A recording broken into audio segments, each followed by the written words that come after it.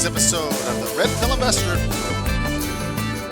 My name's John Ashley, a pseudonym of a realtor here in the great state of Arizona, here to help you with your real estate sales skills. Why?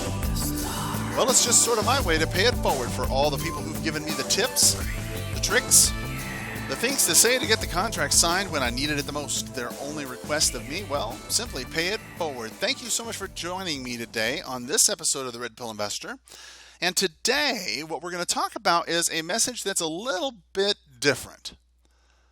You know, I'm always trying to mix it up a little bit and give you guys some different ideas, some different topics. And, well, today's, well, it might be a little bit, I don't know, dark, I guess. I don't know. What we're really talking about is a subject that's just not much fun sometimes. So if you're of the faint of heart, well, maybe you ought not listen to this one. Maybe you ought to go to the next podcast. But if you've got the strength and the courage, then grab a pen, grab a piece of paper, and write down at the top the stench of desperate investors. Ugh. The stench of desperate investors. Listen, we've all been there. Okay, at one point or another in our career, we've all been there. You know, that point where you're working, but it's not working, and you're trying your level best to make things work, right? And when the bills start piling up and the bill collector's calling and you're wondering maybe I should start parking my car in different places every day, or wondering if your debit card's going to go through, for whatever, you have that worry. And when that happens, okay, you start getting desperate sometimes. And it's critical to recognize the symptoms of this desperation before it happens, because when it does, you can address it. It's a lot easier. See, understand that confidence in your business, that equals attraction. People like that, right? Confidence attracts. But fear, that just repels people, man. If you ever wanted to make business in your life happen, man, don't go into it being afraid. Woo-hoo. That's a great way to scare people off. So point number one, when you're desperate, right? Point number one, the stench of desperate investors, what they kind of smell like, what a kind of symptom, right? Well, we start whining and complaining and buying into the drama. We start whining and complaining and just buying into all the drama. Look, we whine about our prospects. Oh, my prospects are no good. My leads, they whine about the leads. They whine about the deals, right? You whine about your competitors. We whine about everything when they're desperate. That's the reason why they can't succeed. It's because of those people. People like you who are succeeding. That's why they are complaining, right? They also complain to anybody who will listen to their story. Man, they'll tell anybody. And you probably, you've smelled those guys before from a mile away. The guy at the REI meeting, or, agents, if you've been to the agent meeting or whatever, you get that one guy who's just always desperate, or we all know that, right? See, the reality is, when you start buying into that drama, you start spending a lot of time on social media, complaining about it or finding other reasons to complain about things, as if you don't have enough things to worry about in your life. Listen, we start believing the news. When you start getting desperate, then you start believing the news. That's hard. To hear it, real estate's always one way or the other. Listen, if anything negative happens, okay, well then we as practitioners, we use it to kind of justify why we shouldn't do something. Oh, well, they got a do not call list, so I shouldn't call people now. Listen, start buying into that drama. We start believing the news. When there's good news, we say that it's bad because there's going to be competition. Oh man, when there's just going to be more competition now. The interest rates went down, and the people are going to be able to sell their homes for more. I mean, how many times has the news said anything good about you? Let's just be honest. Instead of believing in yourself when you're desperate, okay, instead of believing in yourself or your goals or your dreams or you start buying into the stats and the statistics that the news says. You start buying into the reasons why you can't instead of buying into you. Buying into the reasons why you can achieve your goals. Buying into the reasons why you can achieve your dreams. Buying why you can go to Bora Bora. Why you can go to the Bahamas. Why you can have that cruise. Whatever it was you wanted. Point number 2. When we get desperate, we get forceful, pushy, and aggressive. When you get desperate, okay, you get forceful, pushy, and aggressive. See, that's just a function of fear in your life. That's really what that is. And when you're afraid, you're going to do whatever it takes. No matter the cost. That's whatever it takes. I'm going to do it. See, it's when you become attached to the outcome. For example, the check, the one that you want to show to your friends on Facebook and stuff and your little group and whatnot. Hey, when you start thinking about showing the check, you got to ask yourself, who are you in it for?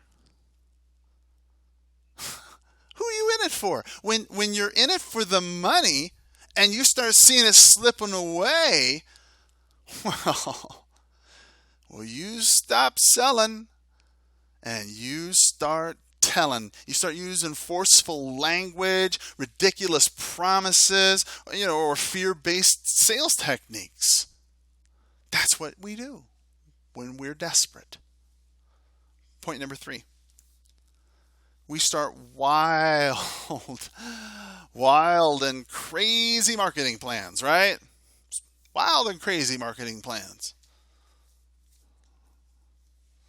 See, when you reek of this desperation, you will latch on to any wild marketing plan. Any one of them. Doesn't make a difference. The wilder and crazier, the better. Automated email drip campaigns that will magically turn unmotivated prospects into hot, motivated sellers. I have a hard time even saying this one. I wrote this down and I laughed. I have a hard time even now saying it with a straight face. Exclusive territories. Exclusive territories. That is the most ridiculous thing I've ever heard in my entire life. Like, you're going to be able to buy up an entire area in all their leads, whether it be estate sales or probate, absentee, whatever it is, and then be able to control all of that. Like, nobody's got a phone. Nobody's got a sign. Nobody's going to go knock on the door. Come on. Oh, here we go. Limited time offers. That's my other favorite, right? Those limited time offers. The wilder the better, right? The run to the back of the room ones. Oh, that one. Ooh, I like that one. That's one of my personal favorites, right? Listen, don't tell me that you don't do it, okay? Because you do. Okay, when you're desperate, you'll do it, okay? Listen, anything that will give you any reasonable chance at a future of your dreams that requires no hard work, no risk, and certainly no money. Listen, you'll be into it. You'll drain your last dime from your credit card to make that happen when you are desperate. Point number 4. When you're desperate and you reek of it, well, you start overpaying for homes. You start overpaying for homes. See, to make anything happen, just to get something under contract, I just need a deal. Anything. you will try to find a way to make that seller's number work instead of the value. You'll just focus on the sellers, what they wanted and how to make it happen. Well, they said that they wanted this and they wanted that because they needed to pay the credit card and they needed to pay this and they needed to pay that. Well, what does that have to do with the value? At the end of the day, the buyer's going to ask you, what does it have to do with the value? Nothing. So what are you focusing on?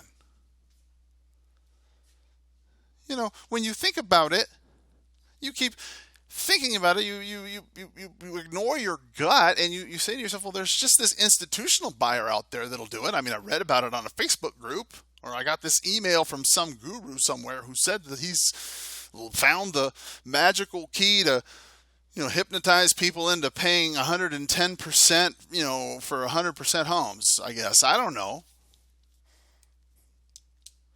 See, in competition, instead of competing when you're desperate, instead of competing using sales skills, you compete in terms of price, if at all. You may not even compete. You may just say, oh, what? There's competition? Forget it. I don't want to deal with it because I don't want to have to deal with price. You could, actually compete in terms of sales skills. You could actually do that. Hello? You become uncertain of values. You're constantly getting opinions of other people instead of taking action yourself. Because you don't have a whole lot of opportunities in this business, okay, to really improve yourself face-to-face with people. Well, your face-to-face negotiation, that interpersonal skill, that goes down. That gets very, very weak. Because you just don't have that many opportunities at bat. You're not talking to enough people who are really motivated. That's why you spiral down even more. You become even more desperate. And then, if you get desperate enough, you've probably met enough of these. Point number 5, we start to, compromise our integrity and our ethics. This is a critical point. Point number 5, we compromise our integrity and ethics. See, it's easy to start cutting corners. When you're desperate, it's easy to start cutting corners instead of taking the harder route of learning what to do better. It starts off really kind of small. And most of the time, you don't even really recognize it. It's something that's unknown to you. You don't even really think about it. Like for realtors, for example, the necessity for you to disclose your status, the necessity for you to to disclose the fact that you are intending to act as a principal, to give them comparables. Those are all well-established principles that you need to do, but yet many of you probably don't do them. Why? Because you're afraid. If you're desperate, you're afraid. You're afraid that I'll lose the deal and I'm not capable of rising to the moment with my sales skills and showing them why it's good for them. Starts off by not telling the truth to people. You don't want to run the risk of, offending somebody, so you don't really tell them the truth. Well, Mr. Seller, I appreciate, you want that for your house. However, that is the most ridiculous price I've ever heard. I mean, your house, quite frankly, the only thing holding it together are the 4 beams in the middle and a crossbar, which I'm not too sure is steady, and you want $200,000 for it. It seems a little unrealistic. Listen, secrets in a real estate transaction, they're never a good thing to have. If you can't do what you're doing in the open, then don't do it. If you can't explain it, don't do it. You see, it's when we compromise our integrity and our ethics for the sake of the dollar, well, it's when you become what you feared the most. Point number 6. I'm not going to just chastise you and not tell you some good stuff. It's not all, terrible things. Hey, there's some sunshine and rainbows. Here's sunshine and rainbows in point 6. How to take a business shower. Let's take a shower together, right? See, to clean up, you got to take a business shower. If you want to clean up in business, take a business shower, right?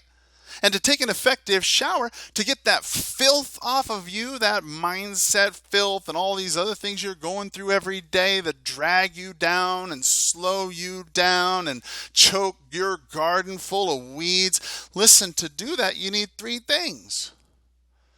You need water, you need some soap, and you definitely need a towel. Now, when you think about it, water, that's that daily reality check. You know, that bracing moment where you just turn on the shower and you're like, and just kind of wakes you right up, right? Every single day, start at zero. Start at zero.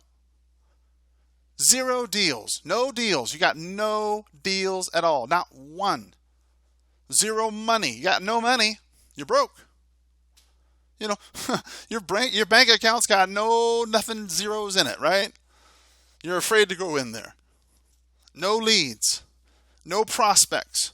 No properties under contract. Nothing. Zero. If you have a daily mindset, when you first get up, a reality check to clean your brain, to have a checkup from the neck up, like Zig used to say, right? To take a shower for that stinking thinking that he used to tell us about. When you think about it, if you're going to start that practice in your life, if that's you, okay, that's life's way of telling you that you got to hustle. Soap, when you think about soap, this is kind of the hard part. This is really the hard part. It's cleansing all that internal BS you keep telling yourself about why you can't do something. Listen, you are far greater than you think you are. You are a lot better than your competitors are, believe it or not. Even on your worst day, you're better than somebody else's best day. Remember that. Stop lying to yourself. Accept that right now, this is real. It's happening right now, all around you. It's happening. Okay? Real estate sales, real estate transactions, buying, selling. It's happening all around you day and night, whether you're involved or not. It doesn't make a difference. Scrub out all those negative influences in your head. Listen, watch less TV, right? Interact less on certain issues on social media. I'm not saying cut the world out. Only a fool says that they can cut everything out of their life that's negative. It's just impossible to do that. You're living in a bubble. Okay? You have to live in reality. And the reality is that when you start scrubbing out these things, you'll find that you'll have more room for the positive in your life, which will naturally push those other negatives out. You got to understand that you have 5 things to do. That's it. 5 things. That's your whole job description. Lead prospect, right? Generate those leads, right? Lead generation, lead follow-up. Right? Lead follow-up. Make sure you follow up with those people. Right? Pre-qualify. Make sure the people you go to are ready to sign something. And then present to them a solution to their problems and then close. That's it. And if you did that 75% of the time, guess what? You would win beyond belief. You'd make more money than God. You'd write a check and the bank would bounce, to quote my mentor, Mike Ferry. Thank you so much and have a powerful sales day. Bye-bye.